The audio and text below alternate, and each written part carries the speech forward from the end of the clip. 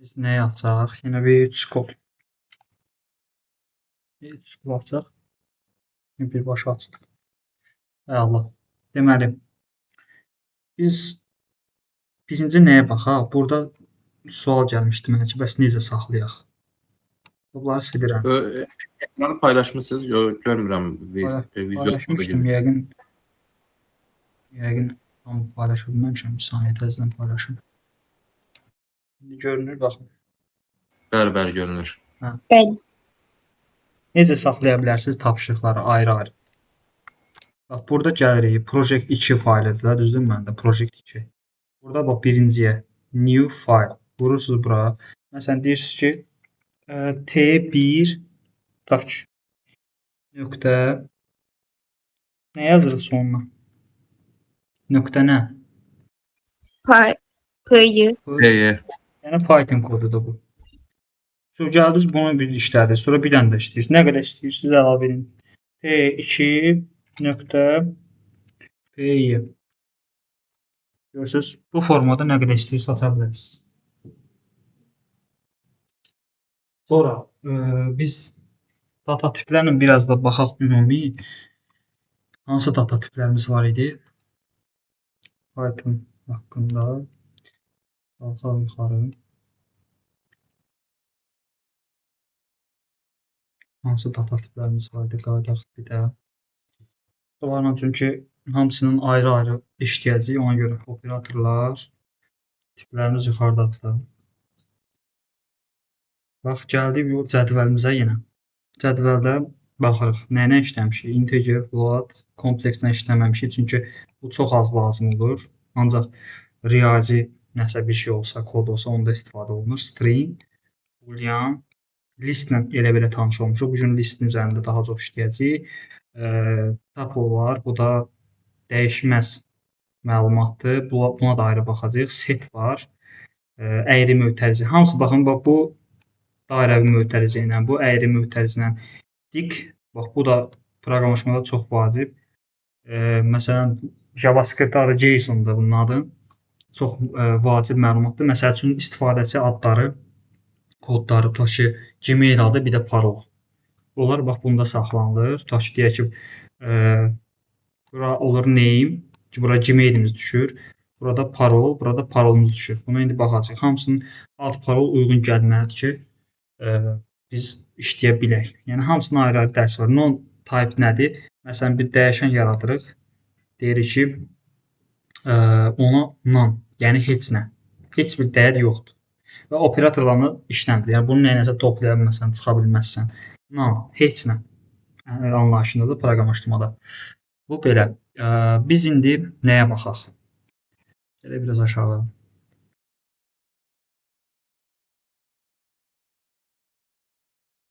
Burada gələk əsas hissəyə. Integer nümunələr. And or notla da tanış olduq keçən dərs. Ümumiyyətlə, operatorlarda bir şey qalmadı. Onları if-lə də istifadə edəcəyik. Üzvlü operatorlarla tanış olacaq bugün. Üzvlü, kimlik operatorları. İngiliscə adları da yazmışam ki, başa düşülən olsun. Bu, ümumiyyətlə, operatorlar qruplara ayrılır da. Riyazi, düzdür, riyazi bulardır. Müqayisə bulardır. Fikir verirsiniz, bax, bir bərabərlik təyin etmədir. Burada, məsəl üçün, mən sizə sual verə bilərəm. Niyə görə, bax, bir bərabərlik təyin etmədir, plusla bərabərdir. Sonra olsun burada minus bərabərdir. Bunlar niyə təyin etmədir? Niyə görə? Mənası nədir bunun? Kim deyə bilər?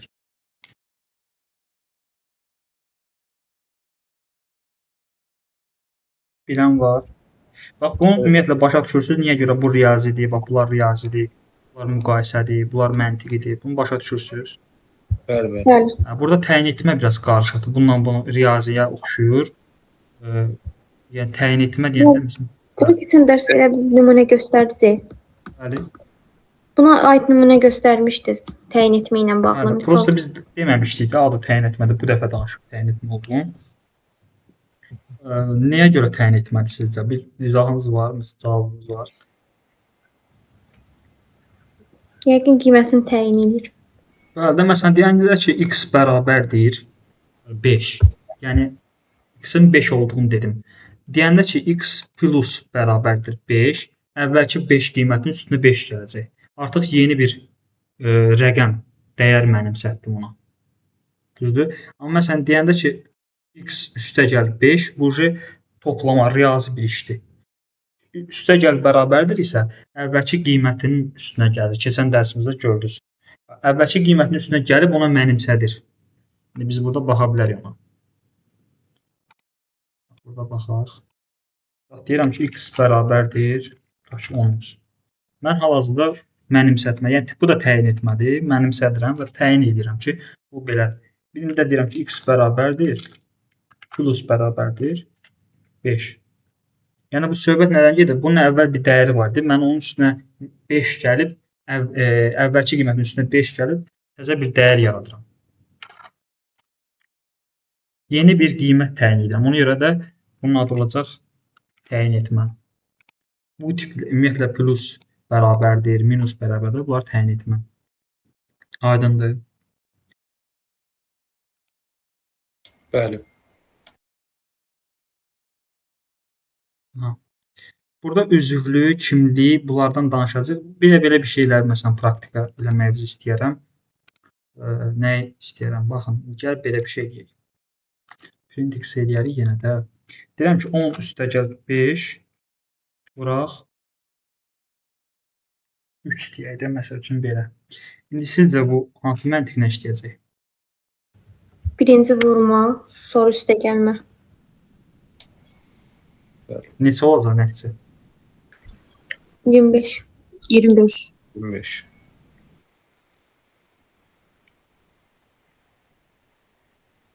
Yəni 10 üstəgəl 5 eləyib əgər onu 3-ə vursaydı olacaqdı 30, deməli 15, o da 45 olacaqdı da.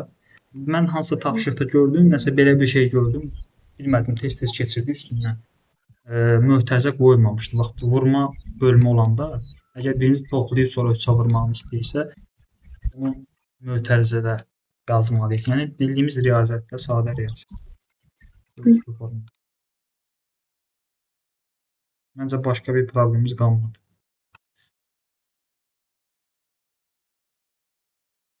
Aha, indi gələk, üzvlük operatorları nədir? In, not in. Bax, elə buradan bunu götürürəm, bunları götürürəm. Bunu götürək, ataq ora, orada işləyək. Gətirəm, atıram bura. Ata bilirəm, yox, ata bilmirəm. Yoxlayaq.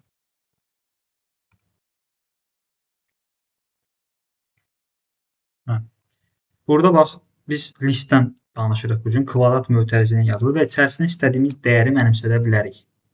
Məsələn, deyə bilərik ki, birinci dəyərimiz true olsun. Bax, burada belə bir şey deyə bilərəm. Burada məsələn, bu stringlər dırnaqda yazılır. Məsələn, deyə bilərəm ki, ikinci dəyər true. Üçüncü dəyər, məsələn, bir rəqəm yazıram. Deyirəm ki, 17. Fərqi var bunun. Birinci stringdir, ikinci boolean tipdir, üçüncü də float da verə bilərsiniz. İstədiyiniz dəyəri verə bilərsiniz. Razısınız bura qədər? Bəli. İndi in nədir? In bir dəyərin, bax bu alma sözünün meyvələr adlı listə, bu list gedir də, meyvələr adlı listə olub olmamasını yoxlayır. Run edirəm bunu. True verir. Bu arada bunu da qeyd edeyim ki, yəni bu alma bu listin içində var deməkdir. Burada məsələn tutaq ki, böyük A yazsam. Olacaq. False olacaqdı. False. Çünki proqramlaşdırmadır, digər proqramlardır. Onlar böyük kiçik fərq qoyur. Yəni konkret hərflər böyük kiçik eyni olmalıdır. Yaxşı. Mən nə edə bilərəm burada? Məsələn, bunun içərisində belə bir problem yaradaq da. Bunun içində bilmirəm. Alma sözü var. Amma böyük kiçik olmağını bilmirəm. Amma bu biraz qabağın dərsidir. Bir 15 dəqiqə sonranın dərsidir. Məncə ora dəyməyək hələ. İndi yaxşı, mən bilirəm ki, bu nəticə true'dur da. Məsələn, bunu buradan x eləyirəm. Bax, bunu x-ə mənimsədirəm. Belə eləyə bilərəm sizcə? Eləyə bilərəm, yoxsa yox? Bəli, eləmək olar. Və ondan sonra bunun dəyəri ya true olacaq, ya da false olacaq. Birbaşa sizdə məsələn bunu çox vurğulamamışdıq, çox bundan danışmamışdıq, ona görə deyirəm. Yəni biz müqayisə olsun və yaxud da digər dəyərlər olsun da, birbaşa printin içinə verib printdə də görə bilərik, ya da nəyəsə bir mənimsədərik, onu printdə çap edərik. Printdə mötərizənin əvvəlinə not qoyub Aha, düzü səhv olaraq götürə bilər də. belə. Mötərizənin qırağında. Onda Bəli, bəli. false olar. Biz x-i əgər true-dsa false, false-dsa true kimi götürmək istəyirsə, onu burada eləməliyik. Notla bəli. Printlə. Hə. Onu printin içərisinə bax, notu x-in içərisinə almalıyıq. Daha doğrusu x-in notun içərisinə almalıyıq ki, sonra run edək, elə görək. Yəni burada qıraqda not eləsək bu nə başa düşəcək? Söhbət bunun içindən gedir. Yox, mən elə belə deyirdim. Necə? Burada Elə belə deyirdim. hə, Printdə elə siz yazdığınız kimi deyirdim mən. burada eləmək olar. Burada yoxlayaq indi. Bax, bu false verir. İndi true eləyək bunu. Yox, düzdür. Gəl indi burada yoxlayaq. Görün nəticəsi nə olacaq. Amma run-dan əvvəl məntiqmən sizdə. Sizcə bunun nəticəsi. Hal-hazırda true idi. Mən bura not əlavə etdim. Printdə bu true olacaq yoxsa false olacaq? Cavab çıxartmayacaq. Hə, çünki printlə yazmalıyıq biz onu. Yox, çünki not x başqa şeydir, x başqa Hə. şey. Belə bir kod mümkün Başa deyil. düşməyəcəm. Ki, başa düşmür ki, bunu mən nəyə mənimsədim? Nə deməkdir? Burada məsələn yazsam ki, y bərabərdir. Bəs bu belə olsa, burada y-ni print eləsəm. Bunu çıxardar.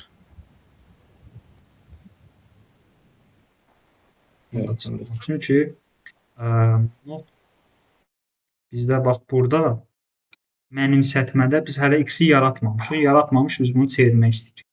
Ona görə də ümumiyyətlə xəta verəcək. Bu belə. Bunu biz götürdük, ləğv etdik. İndi mən burada nə etmək istəyirəm? Deməli, in nə oldu? Təzədən onu bir də götürək. Integer deyirsiniz. Yox, bax burada in, not in. Bunlar eyni Hə. üzvlük operatorudur. Membership operation. Bu o deməkdir. Yəni, burada gəlib atıram təzədən bunu bura, run edir. True verir. Mən bunun əvvəlinə bir dənə yazıram not in.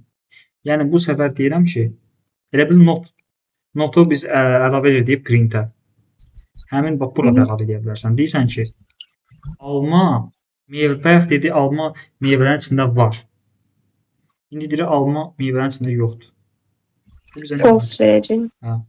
Yəni sözlə aslında bax birinci in deyəndə tələffüz edək də bunu oxuyaq, kodu oxuyaq.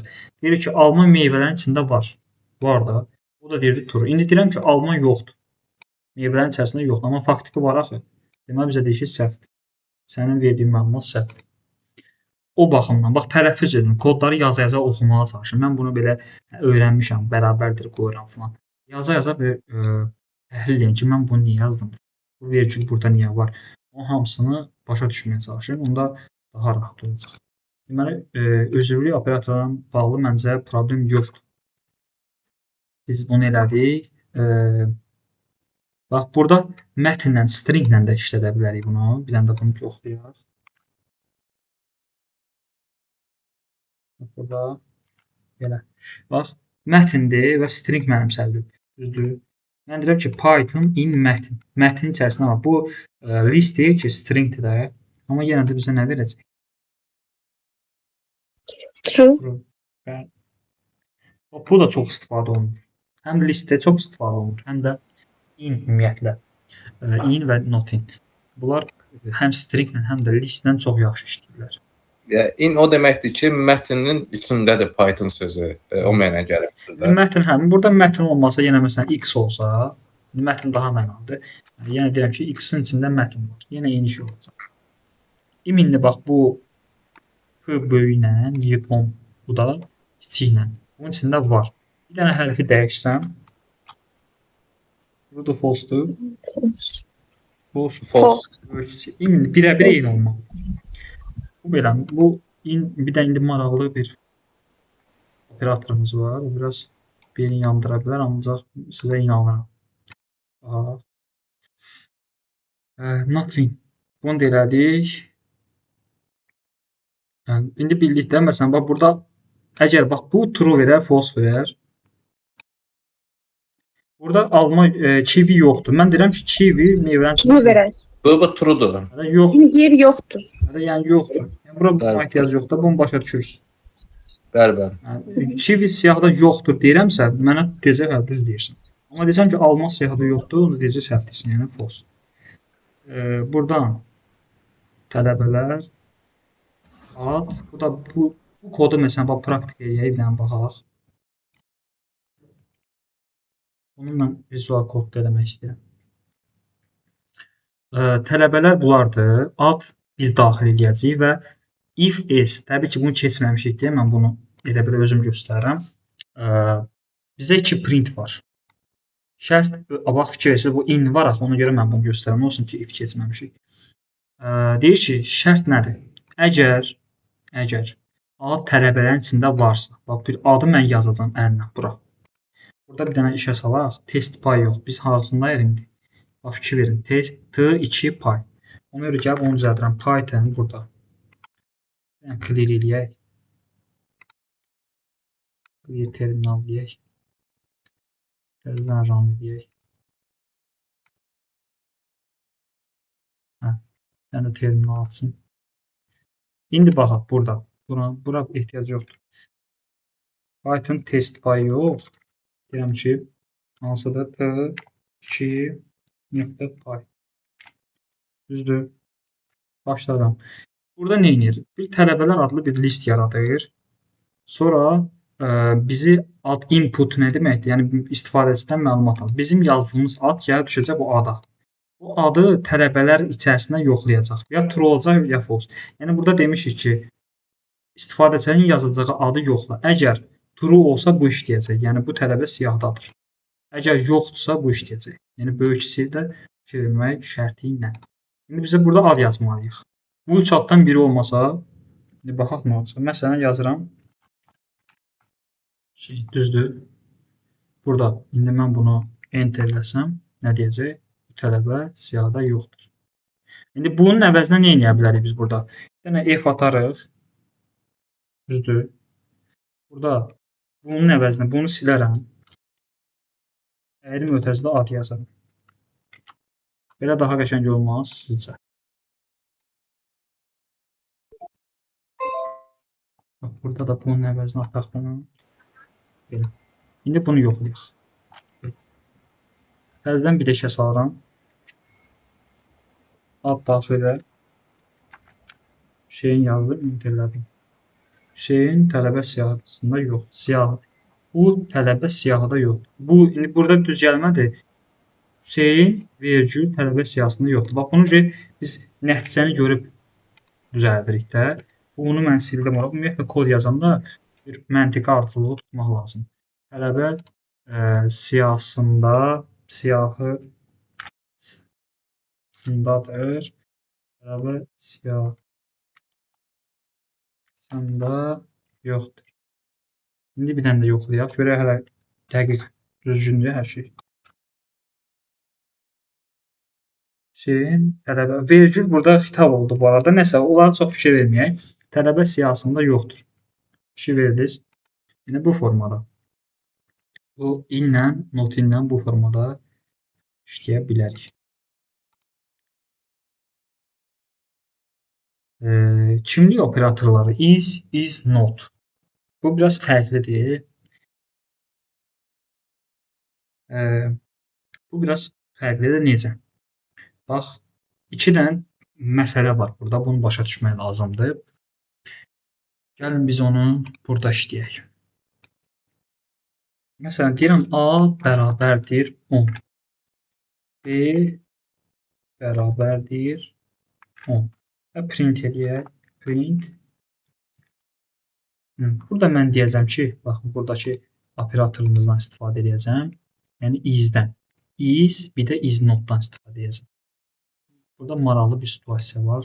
Bayaqdan sizə onu hazırlayıram. Deyirəm ki, A is B. Burada nəticə nə olacaq? True. True. True, bəli. Bu obyekt olaraq göstərir. Yəni biz əgər bir rəqəmdirsə, stringdirsə, integerdirsə, bunda true verir. Amma məsələn deyəndə ki, x bərabərdir. Buna bir list versək, deyək ki, məsələn 1, 2, 3 belə bir şey verdim. Y bərabərdir. Yine bunu da kopyalayıram belə. Gətirib atıram bura. Bunu da geri alıram bu arada. İndi sizcə true yoxsa false-dur? X is y. Bu true olar yani. Eyni şey. False. False. False. Değil. False. True. False. False. Bax Niyə bu bu Çünkü eyni değil. Mötərizələr eyni değil də. yox, əslində burada ikisi də eyni. Həm də ki yox. Burası beyin yandıran hissədir. Başa düşürəm sizi. Kimin nə sual versəz versin buyurun. Niyə false-dur? Yuxarıdakından fərqi nədir? Bax belə yadda saxlayın da. Stringdir, integerdir. Bunu konkret olaraq eyni olanda A10, B10. Bunları is obyekt olaraq deyir ki, bu obyektdə ikisi eynidir. Amma siyahı olanda, list falan olanda, bu cür olanda bu deyəcək ki, bu düzgün deyil. Bunlar bərabər deyil. Bunlar ayrı-ayrı obyektlərdir. Çünki bunları rəmdə ayrı-ayrı saxlayacaq. Yəni siyahı olaraq bunlar Bəs is not olarsa? necə? Bəs is not olarsa? Is Is not olmasa? olsa təbii ki, true olacaq da, əks olacaq. İndi burada biz necə edə bilərik ki, bunları is true versin. Bax, əsas məsələ. Biri x-dir, biri y-dir. Amma burada da A, B-dir, amma true verir. Fikir verirsiniz. Çox beyin yandırıcı hissədir. Mən bunu yəni deyirəm, başa düşürəm. Amma bunu praktik eləcə, biraz məşq eləcə, o öyrəşəcəksiniz. Burada A-nın və B-nin dəyəri olaraq heç bir fərq yoxdur. Burada da fərq görsənmir. Amma burada listləri fərq qoyur. Mən nə zaman deyə bilərəm ki, bax, nə zaman deyə bilərəm, bura ehtiyatlı olun. Bunlar konkret eyni listdir. Burada məsələn Python fərq qoyur. Deyir, yox, bunlar eyni deyil. Amma burada əgər mən bu listin əvəzinə x-i göstərsəydim, deyirəm ki, x var, bu budur. Və burada da y-i mənimsətdiyim şey deyirəm ki, x-a nə vermişdimsə odur. İndi bir dənə yoxlayaq. JavaScript-də bu true verir. Python'da da yoxlayaq. Bəli, Python'da da true verir. Qiymətlər üçün şəxsi yazın. Bax, bu fərqi başa düşdünüz. Bəli. Biri var ikisinə də İndi aydın oldu. biri var ikisinə də siyahı verəm. Bir də var ki, deyəm ki, ikinciyə deyirəm ki, birincidə nə idi ondandır. Elə bil onu referans verirəm də, deyirəm bu x-in içindəki nədirsə odur. Bunu başa düşsəz kifayət edir. Rəqəmdir. Məsələn burada deyək ki, məsələn belə yazıram, tutaq ki, salam. Bunun içində salam var. Bunun içində də salam var. Stringdir də ikisi.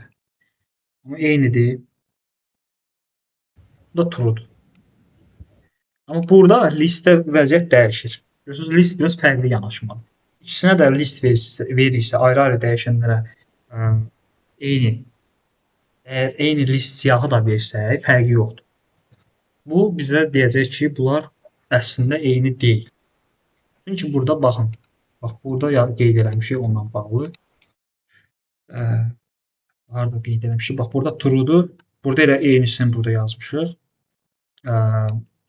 Fikir verirsiniz, bax, burada A bərabərdir B deyəndə listlər eyni olanda true verir. Bax, fikir verirsiniz, true.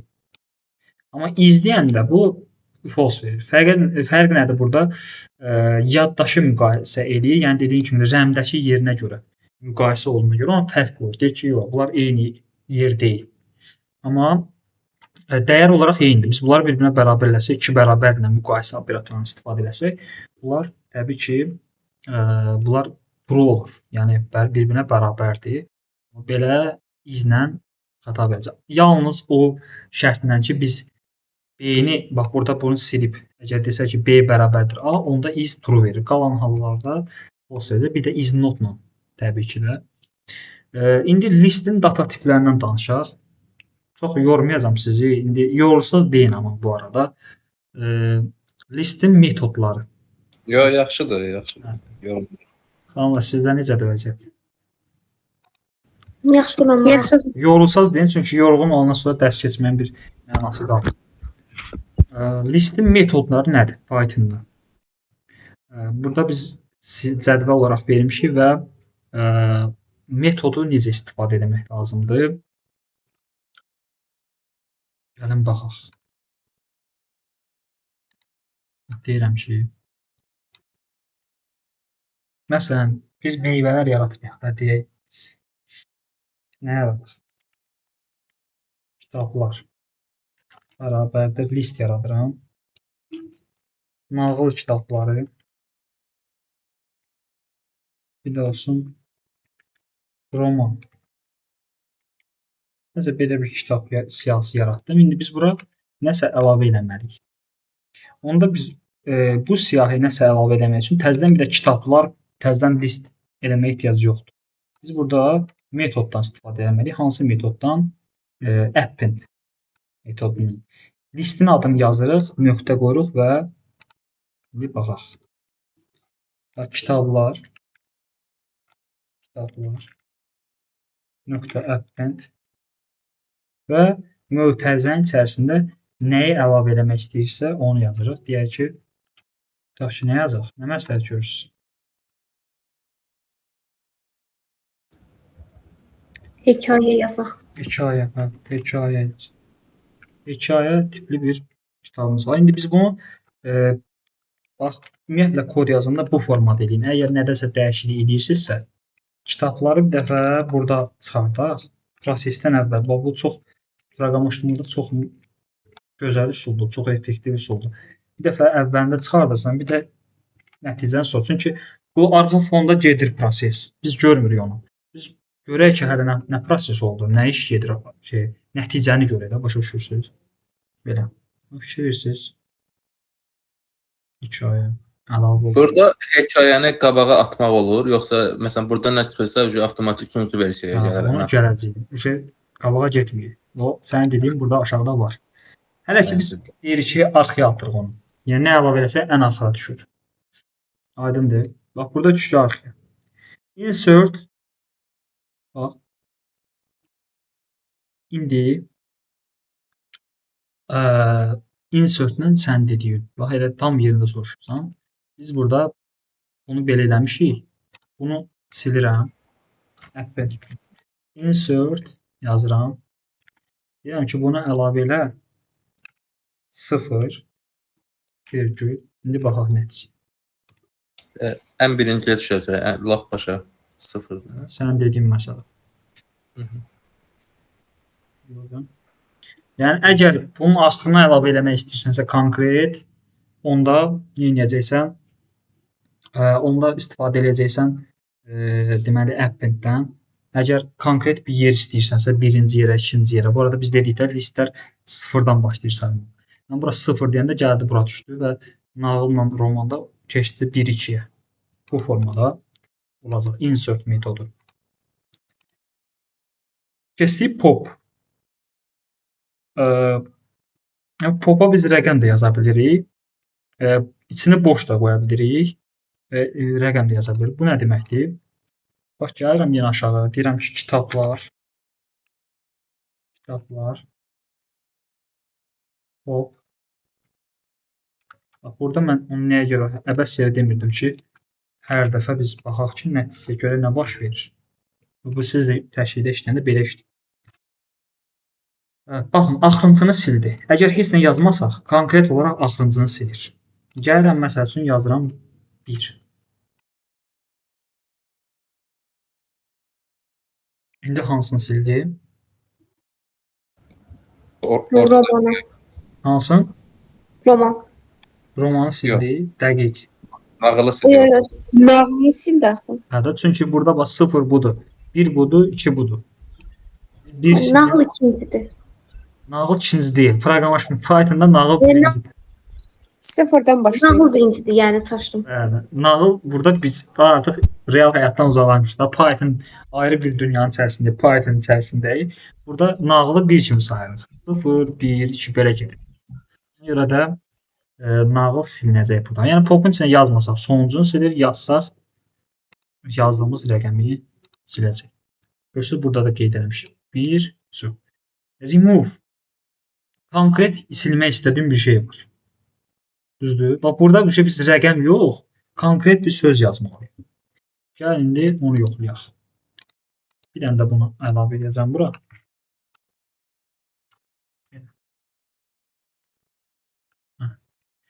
İndi burada nə edirəm? Deyirəm ki, kitablar. Məsələn, deyirəm ki, onun içərisində nöqtə remove onu yazmaq lazımdır. Onun içərisində istəmədiyim bir şey var da. Məsələn, biz romanı buradan çıxartmaq istəyirik. Roman. Elə. Bu fikir verdiniz, sıra nömrəsi olaraq da eləyə bilirik. Sıra nömrəsi olaraq da. Dedik ki, məsələn, birincisi, ikincisi. Və yaxud da konkret bilsən ki, məsələn, burada filan şey silinməlidir. Roman adlı nəsə bir data var. O silinməlidir. Onun üçün də gəldim, bundan istifadə edim. İndi sizə belə bir məsələ deyim. Bunları məncə praktik edəcəksiniz. O problem yoxdur. Mən nə etmək istəyirəm indi? Insert əlavə olunub bura. Bax, belə bir şey edirəm. Puzzle gəldi. Bir dənə puzzle tamamlayayım. Onu da tamamlaya bilmədim. Burada bu cür kodlar yazır. Ekranda bir dənə puzzle tamamlayamıyorum. İndi həmin sözü roman lazım deyilsə, onda biz if yazmalıyıq. İndi burada belə bir şey var. Biz bunu belə haviyə yazırıq gedir. Düzdür? Yəni burada təbii ki, mən bunu kitablar insert elədim. Biz bunu print edirik, görürük də. Ümumiyyətlə bir şey yadda saxlayaq ki, x bərabərdir 5-dirsə, mən x-in 10 qiymətini istəyirəmsə, deyirəm ki, o 5-i 2-yə vur. Mənimsə necə yazırım? X bərabərdir x vuraq, məsəl üçün 2. Yəni x-in əvvəlki qiymətinin 2-yə vur, x-in təzə qiyməti budur. Burada hələ ki bəzən lazım olur, bəzən lazım olur. İndi fikir versiniz, burada lazım deyil. Bu kodu yazmışam. Avtomatik kitablar listinə hekayəni əlavə edirik, silirik. Yəni necə istəsə edirik və bu hər dəfə print edib kitablara baxanda görürük ki, dəyişiklik var.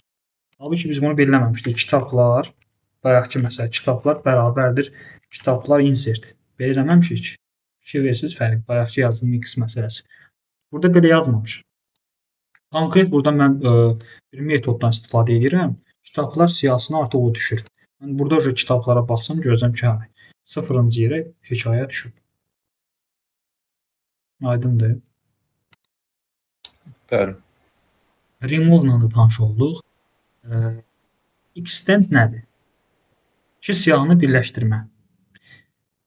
Amma iki siyahını birləşdirməzdən əvvəl bir dənə belə bir şeyə baxaq. Bax, belə bir şeyə baxaq. A bərabərdir 1, 2, 3 deyək. B də bərabər olsun 4, 5, 6. Düzdür? Mən də deyirəm ki, C bərabərdir A üstə gələk B. Print C. Belə bir şey deyə bilərəm, yoxsa yox?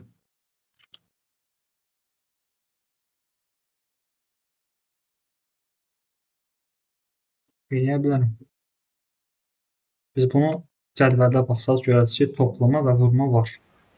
Burada məsələn deyirəm ki, A tak vur. Cədvəldə olaraq boş yerə qeyd edəməmişik. Təkrarladı bir dənə siyahının içərisində. 1-2-3, 1-2-3. Çoxluğa bənzəyir bu. Evet, çoxluğa bənzəyir. Yəni vurma ola bilər, toplama da ola bilər. Biz indi nədən danışırıq? Extenddən danışırıq. Onun üçün. Extend nə edir? İki siyahını birləşdirir. Fikirirsiniz? Yəni toplama işini gör də bir növ. İndi fərqləri varmı, yoxmu? Biz növbəti dərslərdə ona baxacağıq. İndi hələ ki başa düşürük ki, bunlar eynidir. Bunların fərqi yox. Yəni bunun araşdırması üçün növbətdə. Sual verə bilərəm. Bəli, bu Məsələn, bu A ilə B-də 2 dənə dəyər olsa, məsəl üçün deyək ki, üst A-da da var, həmçinin B-də də var. Onda eyni olanlar. unikal dəyərlər olanda nətər olur yəni? Bax, indi onu biz gəl burada C ilə göstərək birinci C. Yazıram belə bu formada. Baxaq eyni rəqəmlər çıxacaq, çıxdı. Bir növ SQL-dəki union all şeyinə oxşayır. Yəni nədir ona da? Yəni bütün rəqəmləri qoyur ora, yazır ora yəni. Hə, orada bəli, SQL-də də var buna aid. Extend-dən istifadə edək. Baxaq görək eyni rəqəm. Extend düzgün yazmalı.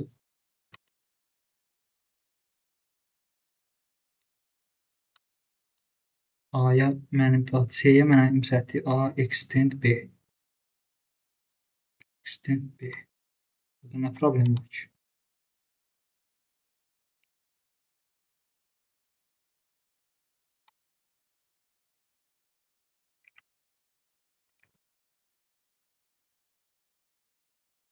No. C-də heç bir dəyər qəbul eləmir.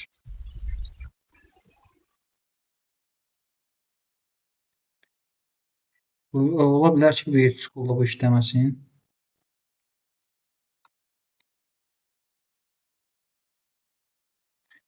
Bəlkə C-yə mənimsətməli deyildiniz elə.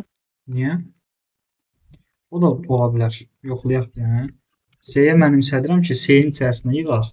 İndi belə yoxlayaq. A extend B. Bunu biz elə birbaşa gəlin burada təşrifli yoxlayaq. Amma əgər bir dəyər düşəcəksə, C-nin içərisinə də düşərdi, o da var. Görüşdürürüz. Əgər biz necə bayaq true false düşürdü, o da olardı. İndi biz bunu Bəlkə Visual Studio-da School-da ola bilər nəsə problem olsun.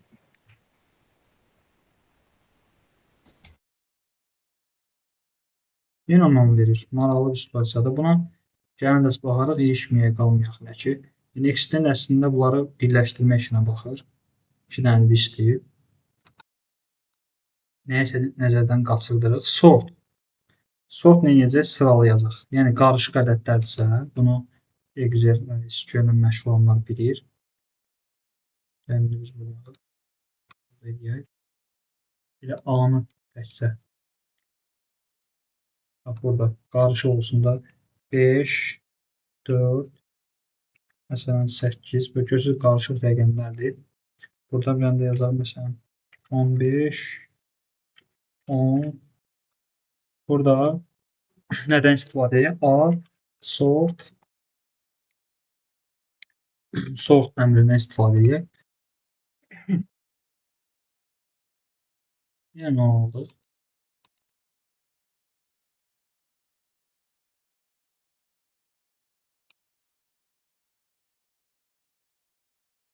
A-nöqtə sort. Yəni yeniləyək hələ bunu. Ədədlər. Düzdür mü? Təzədən baxaq. 1, 5, 4, 3, 2.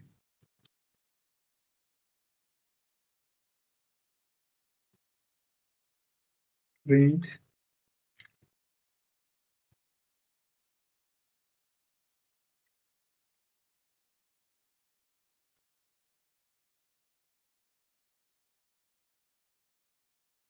Burada A yerinə ədədlər yazaq. Deyirsən, elə yazmalıydıq. Yox, onsuz da ədədlər doğrudan ədədlər yazmışıq.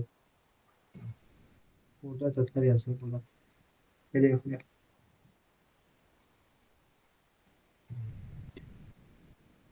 Ne yazır? Ne təşrif edib. Sonra printə yox, ayrı sətirə yazıb, onu yazır. A bərabər deyil. Bax, belə yazır. Ədədlər nöqtə sort. Belə yazıram, yaxşı. Ayrı yazdım. A run eləyək. Non. Bu nəsə non-la dirəşib bayaqdan. Gəl deyək ki sort edəndən sonra. Burada bu da fərqli bir metoddur. Ona yoxlayaq. Ədədləri sort edib, sonra ədədləri verib. Printdə sort eləməyə bilər. Yəni o belə bir məsələ var. Yəni printin içərisində sort. Bax, burada ayrı sort edib, ancaq bu formada qəbul edir. Görürsünüz, digər hallarda xətadan alırıq. Burada məsələ nədir? Biz onu sort eləməliyik, sonra print eləməliyik. Eyni anda olmaz. İkisini eyni anda eləmək olmaz. Burada sən həm sort edib, həm çıxartmaq istəyirsənsə, Python artıq onu başa düşə bilmir. Çöldə, bıraq da yazdıq burada. Ədədləri sort edir. Yəni sırala, düzgün sırala. Sonra ədədləri göstər.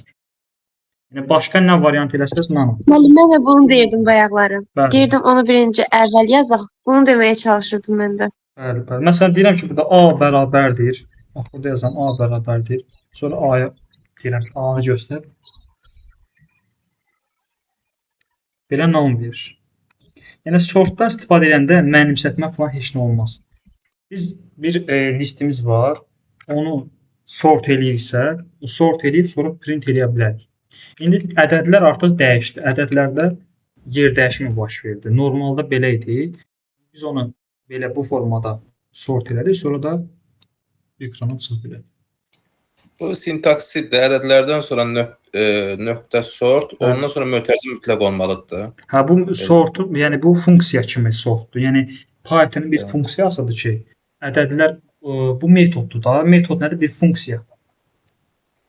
Məsələn, append, sonra pop olsun. Bunlar nə edir? Nəsə bir iş icra edir. Bunlar funksiyalardır. Biz özümüz də funksiya yaradacağıq, onun içində işləyəcəyik. Burada sort əmri ədədlər adlı listi, yəni içindəki rəqəmləri ardıcıllıqla düz deməkdir. Yəni bu formada istifadə edirik. Böyükdən kiçiyə elə bir funksiya var. Məsələn, 8-dən geriyə getsin. 8, 5. Bu tərsinə sıralama, bu da reverse true yazmalıyıq sortun içərisində. Hə, reverse true. Ya da ümumiyyətlə reverse true da yaza bilərik sortun içərisində və yaxud da burada nə edə bilərik? Reverse elə metodu var. Burada eləmişik. Bir anda aşağıda ədədlər nöqtə reverse belə metoddan istifadə edək və bunu gələk aşağıda istifadə edək. Bir də baxaq. Bax, bir dəfə azdan çoxa düzdür. Bir dəfə də çoxdan azadır. O true'dan daha Bu daha rahatdır, hə, bu daha rahatdır. Ümumiyyətlə, bu metodları istifadə edəndə bunları boşluqda istifadə edir. Bunları mənimsətməklə və yaxud da printin içərisində olmaz. Yəni, özünüz görürsünüz ki, xəta alırız. Nə olur? Yəni, işləməyəcək. Bunu ayrılıqda sort eləmək lazımdır. Yəni, necə, belə deyim də, Python necə istəyirsə, o cür işləməliyik. Biz özümüzdən, yəni, mən əvvəl də demişdim sizə, öz qaydalarımızı çıxarda bilməliyik burada. Bunu proqramlaşmadan belə yazıb ki, bu formada çevirməsən, yəni sən artıq onun qaydalarına əməl eləməlisən. Biz burada count-dan istifadə edə bilərik. Count nə edir? Bunu yenə Excel-dən məşğul olanlar bilir. Burada tutaq ki, baxın, indi bax, belə bir şey yazıram. 5. Məsələn, başqa olan rəqəm 8. Belə. Burada neçə rəqəm var hal-hazırda? 6 rəqəm. 6 rəqəm var. Bəli, deyirəm ki, ədədlər nöqtə count funksiyasından istifadə edəcəm.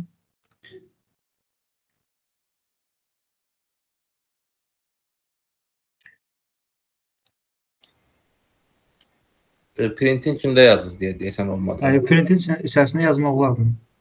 Hə, bunu yazmaq olur. Sadəcə biz burada konkret axtardığımız rəqəmi yazmalıyıq ki, yəni hansı bunu boş qoya bilmərik. 5-i yazmalısınız. Məsələn, yazırıq ki, 5. 5 yazırıq ki, yəni 5 neçədən alır? Yox, deyəm. 5 deyək ki, 2-dən alır. Konkret axtardığımız rəqəmi yazırıq. Yəni, hansının içini boş saxlamaq olar, olmaz. Saxlasaq nə olar? Onlara fikir vermək lazımdır. Məsəl üçün, popda da gördünüz onu, digərlərində, bəzilərində gördünüz. Boş saxlayanda nə olur? içini dolduranda nə olur? Məsələn, sortun içərisində nə yaza bilərik? Öz istədiyimiz şeyi yaza bilmərik. Reverse true yaza bilərik ki, əksinə çevirsin. Yəni bunlara diqqət etmək lazımdır. Bu mötərizələrin içərisində həmişə boş olmur, və həmişə dolu olmur. Biz burada ədədlərdə count 5-in neçə dəfə keçməsini istəyiriksə, Count say, elə bir say. İndi bax burada indeksini sayma məsələsini yenə gələk. Biz burada tutaq ki 2-nin, indi bax bunun count yox, indeksini, bax fikirirsiniz, indeks içində dəyər, yəni strict ola bilər və yaxud da hər hansı bir data tip ola bilər, fərqi yoxdur. Yəni 5-in indeksini soruşuram. 1 çıxardacağam. Yox, 2. Niyə görə 2 oldu? Siz 2 də var. Count olmurdu. burada biz indeks demişik, count deyil. Bizə indeks, o məsələn tutaq ki, mən bunu dəyişirəm, edirəm, tutaq ki 1. Burada bir dənə rəqəm 1-dir də, tək olan 1. 2 də var əslində, 1 yoxdur ya. Verdi 5. 1, 2, 3. Nasıl neçədən başlayırsan? İndeks. 1, 2, 3, 4, 5, 6 da əslində. İndeks 1. İstəmədi sıfırdan başlayır. 0, 1, 2. Sıfırdan başlayır, amma bax, burada görsün necə yazmışıq. Armud burada birincidir. Fikirirsiniz, bax, burada armud meyvələr siyahısında birinci. Birinci, bu 0'dır, bu 1'dir. Yəni, bayaq dediyim kimi yenə də. Yenə eyni şeydir. Dostlar, ədədlərdə biz necə, nə formada işləyir bu? Belə işləmir. Ədədlərdə 1'in yerini yox. Məsələn, mən deyəndə, bax, bir şey verim bura. Deyirəm ki, neçəni istəyək? Mən də deyəcəm sizə, 0. Elə həmin şey gəlib çıxmır. 0-dan başlayırsa yenə 5-ciyə düşür. 3 yazıram burada.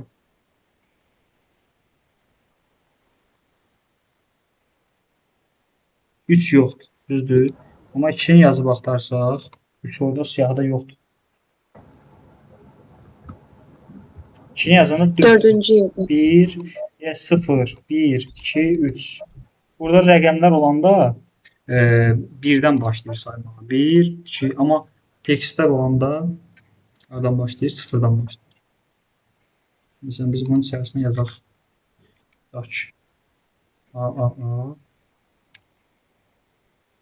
B. Bunu yazaq. Deyirəm ki, mənə verəcəksən B. Run edəyək. 1 verəcək. 1 verməlidir əslində, bəli. Görürsünüz. Bu da belə. Rəqəmlərdə əsasən bu indeks çox da uyğun deyil. Əsasən işlənir stringlərlə. Yəni string də listin içərisindəki string söhbət gedir. Burada nümunədə də biz belə vermişik ki, yəni rəqəmləri verədik məsləhət olsaydı. Rəqəmlərdə gözünüz qarışdı. Amma list olaraq işlədəndə, yəni data tipimiz olanda deməli string, onda normal qaytarır. Yəni 0-dan başlayırsan, qaytarır. Və clear var. Clear-ə də baxaq. Dərsin sonunda praktika. Bunu praktik edəcəksiniz. Bu heç. Bir dənə də clear-ə baxaq.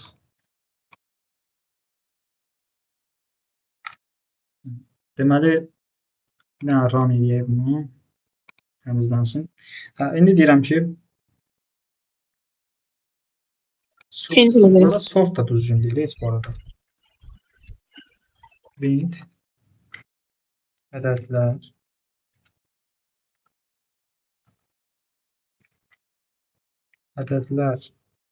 nöqtə clear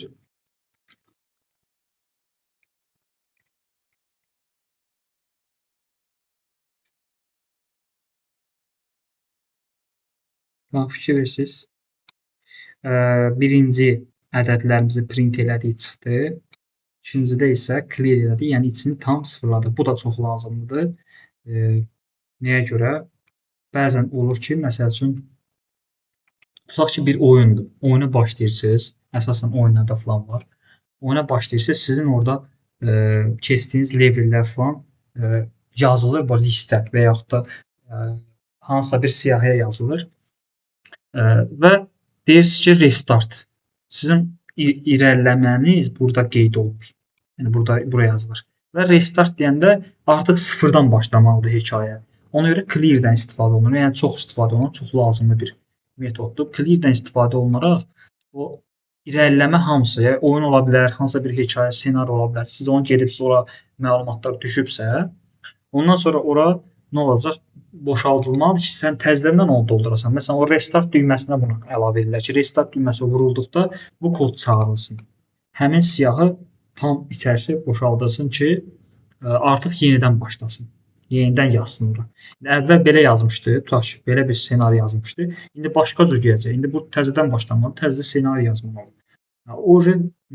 Onda siyahı boşaldılmalıdır. Yəni listdən söhbət gedir.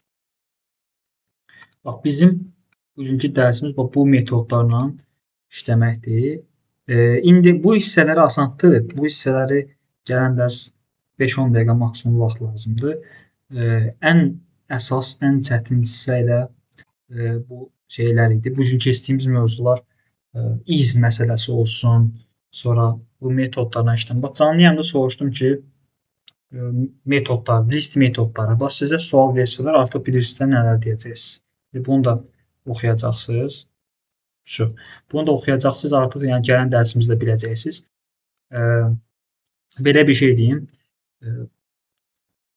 Hər dərs keçdikcə mən YouTube-a yükləyirəm.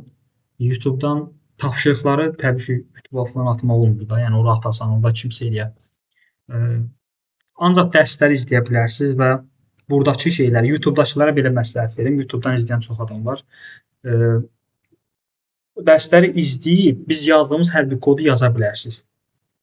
Ya orada ya biz yaza yazın, videonu dayandırsınız, yazın bu şəkildə və əgər faydalı olduğunu düşünürsünüzsə, nə edə bilərsiniz? Yorum yaza bilərsiniz və YouTube-da yorumda aşağıda şərh bölməsində, hər videonun aşağısında başa düşmədiyiniz səni soruşa bilərsiniz. Bunlar hamısı ancaq YouTube-dan izləyənlərə aiddir. Soruşa bilərsiniz, yəni maksimum dərəcədə baxacam ora ki, çalışacam ora baxın və təzə videoları da əgər itirməmək üçün nə edəcəksiniz? Yəni qaçırmamaq üçün abunə olmalısınız kanala.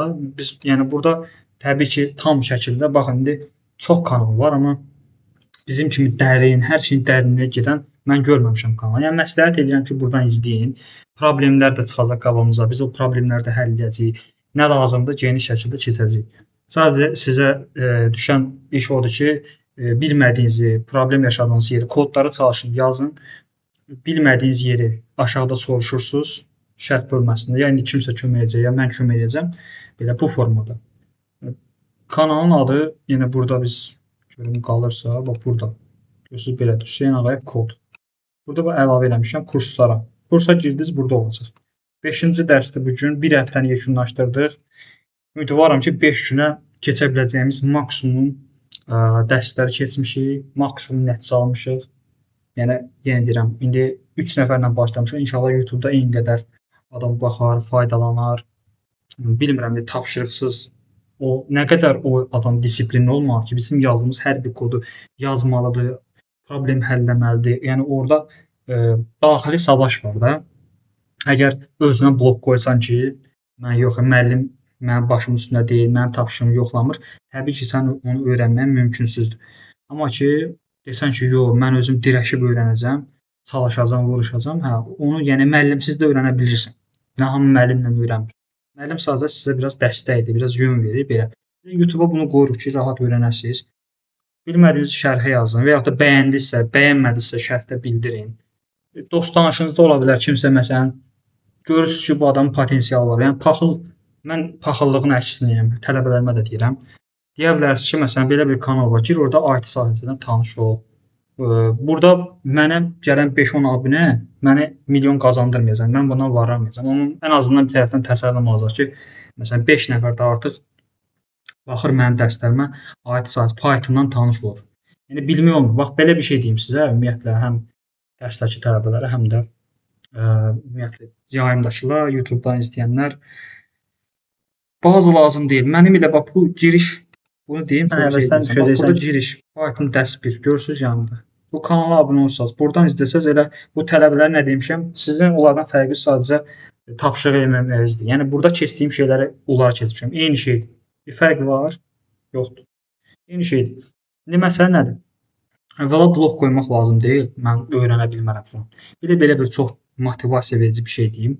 İndi Pythondan işləyən adam var. Məsəl üçün 2000, 3000, 5000 nə qədərsə maaş alır. Axır ki, maaşına hələ qarışmayaq.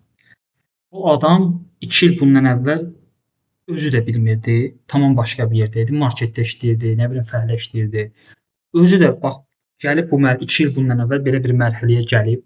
Deyib ki, məsələn, pulsuz kurslar qoşulan və ya da ucuz qiymətə və ya da internetdən nəsə də indi bir yolla. Sonra addım-addım gəlib görüb ki, Pythondan iş var, bir dənə təcrübə proqramı var, qoşulub və indi məsəl üçün təcrübəlidir, 2000 alır, 3000 alır, 5000 alır. Fikir verirsiniz, insanın, yəni həyat belədir ümumiyyətlə, gözlədiyin şeylərdə, yaxşı şeylər də ola bilər, gözləmədiyim yaxşı şeylər də ola bilər, pis şeylər də ola bilər. Biz bu addımı atırıqsa, bunun nəticəsi pis ola bilməz. Yəni biz özümüzü inkişaf etdirmək üçün nəsə eləyiriksə, bunun ən pis ehtimalı nəticənin olmamaqdır. Yəni bu Python öyrəndiyin üçün sən qəzaya düşməyəcəksən, başqa pis hadisə gəlməyəcək. Nə ola bilər? İş tapa bilərsən, alqoritm bacarığın təkmilləşə bilər, başqa proqram öyrənə bilərsən. Sənə bunun hardansa xeyri dəyəcək. Ümumiyyətlə mən həyatda belə bir şey inanıram ki, ən çox inandığım şey budur. Yəni bir dənə düstur var, o heç vaxt səhv çıxmır. Heç bir əziyyət bəhrəsiz qalmır. Yəni sən bu gün əziyyət çəkirsənsə, sən düşünmə ki, mən bunu əziyyət çəkirəm, mən iş tapacağam, tapmayacağam, qalıb Allaha, belə demə. Sən əziyyət çək, o hardansa sən onun xeyrini görəcəksən. Nəsə bir yolla onun xeyrini görəcəksən. Biz buna əlavə eləmişik ki, bax YouTube-dan izləyin, şərh bölməsinə baxacağam, bacardığım qədər, vaxtım çatan qədər kömək eləyəcəm. Bax, bu 3 nəfər, onlar da yoruram hal-hazırda, bilirəm yorulublar, biraz da daha çox yordum. Bunlar bu həftə başlayıblar, birinci gün başlayıblar, bugün 5-ci dərslərdir. Birinci gün çox tanışlıqdan danışmışlar. Yəni maksimum 4 dərs keçmişik. Özləri də kanal adı bax burdadır. Kanal adını mən sizə göstərim. Özləri də bəlkə inanmırlar ki, biz nə ara bunları öyrəndik. Yəni onsuz da belə olacaq. Bir aydan sonra deyirlər ki, biz bir ay elə bilirsiniz ki, böyük bir vaxtdır. Xeyr. Bir ay heç nədir. Amma bir ay sonra artıq bir aylıq əziyyətin nəticəsi 10 nəfərin yanında Pythondan söhbət eləyə biləcəklər. Sual-cavab və diskussiya eləyə biləcəklər. Daha çətin şeyləri öyrənə biləcəklər. Yəni belədir. Yəni tənbəllik eləmək falan, mən öyrənəcəm nə olacaq, axıt yoxdur. Girim TikTokda yayımlara baxım, kiməsə şir atım, ya kimsə şir atsın ona baxım. Yəni bunlar sizə heç bir fayda verməyəcək. Yəni bizim millət son zamanlar görəm ona meylləndi. Mən yayımlara girib belə göz atıram. Görəm ki, biri deyir ki, oturum yanında nəsə hədiyyə atsınlar, biri deyir pul atsınlar. Yəni o qəti şəkildə elə şeylərdən uzaq olmaq lazımdır. Və kanalın adı budur. Burada skrin edə bilərsiniz, ora axtara bilərsiniz. Qəti şəkildə özünüzü təkmilləşdirin, xaricə getmək haqqında fikirləşin, xaricdən işləm, ingilis dilini paralel təkmilləşdirin. Gəlib qıraqdan sizi həvəsdən salacaqlar, yox sən deyə bilməzsən. Gəlib sənə deyəcəklər ki, süni intellekt onsuz da, süni intellekt insanlar hamısı oturacaq, robotlar işləyəcək, biz də onlara baxacaq. Elə bir şey olmayacaq. O süni intellektdə hansısa bir mütəxəssis istifadə edəcək. Süni intellekt deyirsiniz abi, onu Pythondan əsasən proqramlaşdırırlar. Bu arada onun beyni Pythondan yazılır. Əmrlər Pythondan gedir. Yəni siz Pythonu mükəmməl səviyyədə bilsəz, sabah süni intellektdə yarada bilərsiniz, oyun da yarada bilərsiniz. Yəni yenə deyirəm, sizin bu gün bax, mən həmişə belə bir şeyə baxıram da həyata. Qarşımda 2 yol var və 2 yolu sağ yollar, sol yollar da belə deyək, maşın yolu kimi deyək. Sol yolla getsən 5 il sonra harda ola bilərsən, sağ yolla getsən 5 il sonra harda ola bilərsən. Həmişə belə yanaşın. Onda çox gözəl işlər görəcəksiniz. Yəni biz dediyimiz kimi də təkmilləşdirmə, günün tələbatına uyğun nəsə özünü inkişaf etdirmə. Bunun sən nəticəsi pis ola bilməz. Sən Python öyrəndiyin üçün qəzaya düşə bilməzsən. Amma boş qaldığın üçün qəzaya düşə bilərsən. Nəsə bekarçılıqlar çıxarsın sonra baş vaziyyə gəlir. O başqa. Amma sən Python öyrənsən, yaxşı iş tapa bilərsən, yaxşı gəlir yeri tapa bilərsən. DevOps da qəşəng ixtisasdır. Yəni süni intellekt kimsə gəlib sizə desə ki, süni intellekt var, sən Python nə edirsən? Elə ona bir kəlmə deyin ki, süni intellekti də Pythondan yaradırlar. Python onu idarə edirlər, dataları da ondan yükləyirlər. Yəni Pythondan qurulan bir şeydir. əlavə dillər də ola bilər, amma əsas bu dəqiqə Python-dur. Yəni mən Python öyrənəcəm, süni intellekt yaradacağam. Sizə heç kim heç nə deyə bilməz. Deyin qoy gülsünlər, amma özünüzə məqsəd qoyun ki, mən Python-u mükəmməl səviyyədə öyrənəcəm. Yəni siz 5 gündə bunları öyrəndinizsə, bu 3 nəfərə aiddir. Qıraqdan baxanlara yox. Qıraqdan baxanlar, çünki mən bilirəm ki, hər dəfə bir həvəs gəlir, bir gün Python öyrənmək istəyir, bir gün kiber təhlükəsizlik istəyir və heç vaxt heç nə öyrənmir. Hamısında yarım qoyur. Bir işin axırına çıxdınızsa, yəni siz Python-dan gedib data analitikada istifadə edə bilirsiniz, data science-da da, backend kimi də istifadə edə bilirsiniz. Artıq Python-dan doğmalaşmısınızsa, istənilən bir sahədə onu biraz da əlavə edib işlədə bilərsiniz və yaxud da ingilis dilini təkmilləşdirə bilərsiniz. Python üzrə vakansiyalar axtara bilərsiniz. Python dünyada brenddir. Bizim ölkədə hələ o qədər dünyadakı kimi hörmət qazanmır, amma o dünyada brenddir. Yəni belə, paralel şəkildə aparıram dərsləri. Google Meet-lə qoşulanlar var. TikTokda canlı yayın var, YouTube var. Kimin nəyə gücü çatır və mənim nəyə gücüm çatır, mən əlimdən gələni eləyirəm. Nə qədər indi əsas o da Allah can sağlığı versin, davam edək. Nəticələrə biraz da yaxınlaşdıraq. Kimin də necə imkanı çatırsa, elə qoşulsun. Yəni Zoom-dan ola bilər, yəni Google Meet-lə, yaxud da TikTokda. Amma əsas o da məqsəd qoyun da. Yenə deyirəm, ayda 300 manat gedib kursa verib heç nə öyrənməyən adam da var. Gedir ora, məsələn, müəllim tapşırıq verir, eləmir. Amma adam da var, heç bir qəpik heç yerə vermir. Oturur YouTube-dan, nə bilim, internetdən aransa öyrənir. VH School-dan falan öyrənir. Çünki bu adam savaşmağı sevən adamdır, məqsədi olan adam. Başa düşürsünüz? O adam nəticə alacaq. O kursa da getsə nəticə alacaq, evdə otursa da nəticə alacaq. Yoxsa bir gün mən Python öyrənmək istəyirəm, sabahsız kimsə gəldi ki, kiber təhlükəsizlikdən 5 milyon alır, filan kəsin, nə bilim, oğlu. Sən də ona görə hər gün bir yerə qaçsan, heç nə də alınmayacaq. Zərbəni bir dənə yerə vurmaq lazımdır, bir dənə toçka vurmaq lazım. Məsələn, mən bu yoldaşlara fikir verirəm, 5 gündə oturublar Python üstündə. Mən bilirəm də, yəni də neçə illər dərs keçirik, bilirik. Görürəm ki, bax, nəticə gözlədiyimdən artıq olur. Belə də olacaq, belə də gələcək. Biz çətin dərs keçdikcə daha yaxşı nəticələr olacaq. Çünki məqsəd qoyublar. Başa düşdünüz? Bu məsələ budur, fərq budur. Yəni məqsəd qoyulsa çatırsan məqsədə. Burada heç bir çətin bir şey yoxdur. Yəni əsas odur, yəni məni o təsir edir ki, bizim millət bizə meyillidir, belə çoxu da, 90% asana qaçmaq istəyir. Mən özümü təkmilləşdirim, nə edirəm, dil öyrənim, proqram öyrənim.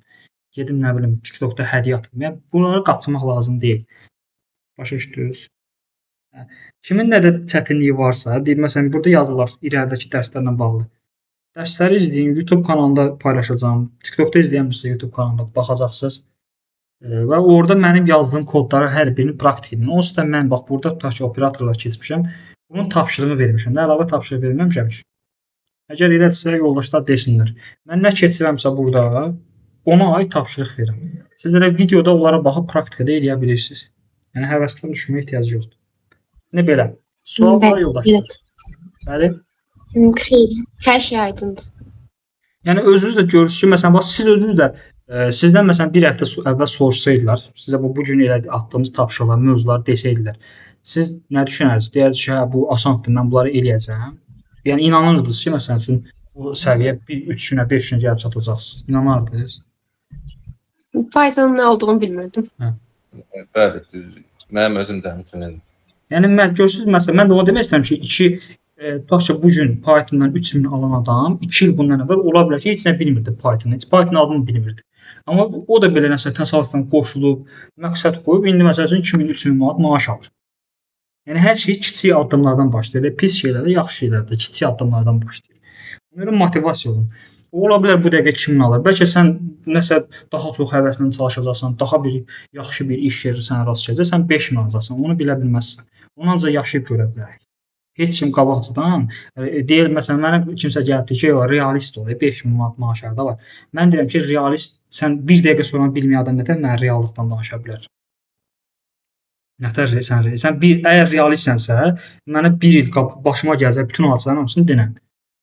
Bu ola bilər. Yəni elə bir kitab yoxdur ki, sənə gətirib deyirlər ki, bu həyatda bu ola bilər, bu ola bilməz. Elə bir şey yoxdur. Öyle o həyatda hər şey bilsəydi onun nə maraq qalardı. Amma sizin bu gün bu şey həyat mən ehtimal nəzərsiz kimi baxıram həyata. Sizin bu gün YouTube-dakılar, ümumiyyətlə bu videoya baxanlar hal-hazırda yaxşı hərəkət eləməyiniz, özünüzü təkmilləşdirməyiniz başınıza yaxşı hadisənin gəlmə ehtimalını artırırsınız. Zərə atanda məsələn üçün bir dəfə 1 düşür, bir dəfə 5 düşür, bir dəfə 6 düşür. Deyək ki, məsələn 5-6 udmaqdır da, düzdür, belə deyək, qalibiyyət. Siz elə təsəvvür edin ki, 5-6-nın düşmə ehtimalını artırırsınız. Şans var. Yəni siz indi gedib məsəl üçün TikTokda, Instagramda yayımlara, keşfiyyata da baxa bilərsiniz. Boş, məsələn, milyonlarla insanların elədiyi hərəkətləri də eləyə bilərsiniz. Fərqlənmək üçün nə etməlisiniz? Həmin o boş-boş şeylərə yox, özünüzü təkmilləşdirməyə, aid sahəsinə, məsəl üçün, günün tələbatıdır, get-getdə qalxır. Buna özünüzü həsr edə bilərsiniz. Bir müddət əziyyət çəkəcəksiniz, ondan sonra onsuz da belədir. İndi Azərbaycanda yəni vəziyyət budur. Məsələn, 30-40 yaşına qədər nəsə bir sənət deyim, sonra karyera qurmadınsa, 40-dan sonra ömür boyu fərqlə yaşayırsan və sürünə-sürünə gedirsən. Belədir. Yəni bunu heç kim dana bilməz. Amma sən 30 yaşında, məsələn 40 yaşında olsun, gec, biraz çox deyirəm. Əlində artıq çox güclü bir sənətin varsa, sən ölənə qədər kef edirsən. O sənə məsələn gəlib deyənlər ki, alınmaz, o alınmaz, bu alınmaz deyənlər, onlar ömrünün axırına kimi sürünür. Hər gün bir yerə qaçan adamlar var. Deyir, bu gün gedim o kursa, oradan çıxıb başqa kursa, bu gün nə bilim neyim. Hər gün ağlında bir şeydir, bir küləyə bir tərəfə əsir. O insan ömür boyu elə ora-bura qaçır gedir, amma yumruğun bir dənə yerə vuran adamlar orada da effekt alır, orada da uğur qazanır. İndi biz də Python üzərində yoxlayırıq bunu. İnşallah ki, mən bu 3 nəfərdən çox yaxşı nəticə gözləyirəm. Siz işə də girəcəksiniz, amma belə davam edin. Yəni, qəti şəkildə dayanmaq olur. Əgər ki, 3 gün dayansaz, 5 gün dayansaz, onun da qırılma anı dediğim bir şey var da. Bax, bu dəqiqə beyniniz aktivdir, Pythonu kəşf edir. Amma dayandınız, beyin qırılma anı olur da. Ondan sonra başlayanda zəif başlayacaqsınız. Yəni hər şeydə belədir, idmanda da belədir, həyatda da belədir. Bir şeyə aktiv məşğul olsansa daha güclü olursan onda. Dayandın, motivasiyadan düşdün, ara verdinsə, verərsən ara 1 gün, 2 gün. Amma da 5 gün, 10 gün ara verdinsə, beyin ondan uzaqlaşır. Artıq təzədən başlayanda sən 5 level idinsə, 3 leveldən biraz da əziyyət çəkməyə başlayırsan. Əziyyəti artırma ehtiyacı yox. Bu şəkildə davam edirik. Yenə hər gün hobbi. Elə bil bax özünüzə şey kimi olmasın da. Mən ayda gedim Python kod yaz. Belə yox. Deyirəm ki, gedim Pythonda bir dənə görüm mən nə edə bilərəm. Bax belə yanaşmanı dəyişirsiniz, baxış qüzarını dəyişirsiniz. Görəcəksiniz ki, nə qədər dəyişiklik var. Məsələn, xəta çıxanda qarşınıza xətaya sevgi ilə yanaşın. Mən bu xətadan nəsə öyrənəcəm. Bax biz bayaq bizim xəta çıxdı qabağımıza. Yazdıq, gördük ki, aya mənimsətdik olmadı. Yəni bu printin içərisində olmaz, qıraqda olmaz. Özünüz gördünüz, yəni xəta bizə nəsə öyrətdi. Bu belə çətinlik ümumiyyətlə bizə nəsə öyrədir. Və yəni Pythonu biz bu 3 nəfərlə, inanıram ki, yayımdakılar da, YouTube-dakılar da belə yanaşır. Pythonu artıq hobbi kimi istifadə edəcək. Yəni məsələn, yemək yeyirsən, deyirsən ki, bəs biraz yerim stres atım, biraz əylənim Pythonda. Belə, yəni zülm çəkmək üçün yox, əylənmək üçün. Gəlin biraz kod yazın. Həm də belə deyək də, indikilərin sözündən deyək, cool bir şeydir də. Yəni kod yaz. Məsələn, kimsə deyir ki, bax ki, nə iş görürsən hal-hazırda, zəng gəlirsən. Deyirsən ki, kod yazırım. Hər tərəfli səviyyədə başa düşürsünüz. Həm beynin tərəfdən inkişaf edirsən, həm ətrafda deyirlər ki, bu kompüteri söküb yığılır. Başa düşməyənlər deyir, söküb yığılır. Bu tərəfdəkilər də deyir, bu koderdir, developerdir, başa düşürsünüz. Yəni bunun sizə 1000 qat xeyri olacaq ki, heç vaxt zərər olmayacaq. Buna görə də ilk günlər başa düşürəm, əziyyətdir. Amma bir müddət sonra əziyyət sizə artıq hobbiyə çevriləcək və xoş gələcək. Ona görə də bax, bu söhbətləri niyə indi elədim? Bir həftənin yekunudur. Bir həftənin yekununda artıq insanlar ikiyə ayrılacaq. Yarıda qoyanlar, bir də daha aktiv davam edənlər. Daha aktiv davam edənlər bu bir həftənin hər həftə bunun 10 qat effektini alacaq. Amma həvəsdən düşənlər gələcək hər yerdə bir həftə kursa qoşacaq, onu da yarımlayacaq, qutardı getdi. Yoldaşlar, bax belə gedin xoş istirahətlər, tapşırıq atacağam, amma belə dəhşətli tapşırıq atmayacağam. 6 bazar dincələsiz. Birinci gün davam edərik. Gələn həftə çox maraqlı dərslərimiz olacaq. Allah can sağlığı versin, əsas odur. 5 günkü dərslərlə bağlı əgər sualınız varsa, nəsə bir probleminiz varsa indi bildirin. Çünki bir də dərsimiz qaldı birinci gün axşama.